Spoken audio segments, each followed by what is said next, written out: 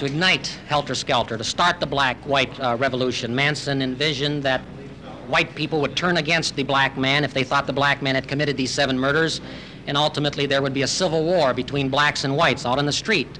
Manson told his followers that this would be a bloodbath in the streets of every American city. Manson foresaw that the black man would win this war.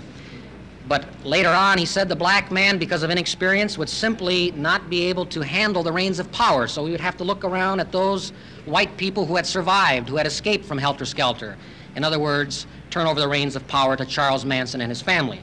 So in the last analysis, Mr. Manson, in his mind, in his twisted mind, he envisioned that he and his family would be the ultimate beneficiaries of a black-white civil war. Why the LaBiancas and the persons in the Tate House? Why were they selected by Manson as victims? Well, you have to realize that if you're going to have a bizarre motive like this, it doesn't really make any difference who the victims are, except the victims by necessity had to be white and preferably in the white establishment. But other than that, there was no particular reason. Do the girls really believe he's Jesus Christ reincarnated?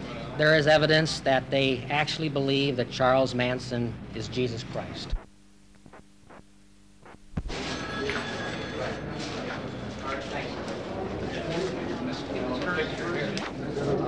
We just thought that the opening statement degenerated into some form of name-calling.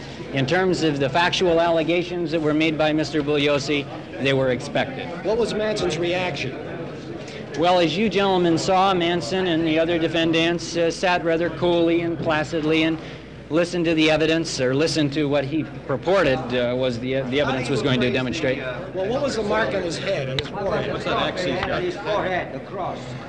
It appears that he has a scab in the form of an X on his forehead in blood. It apparently was done with a razor blade.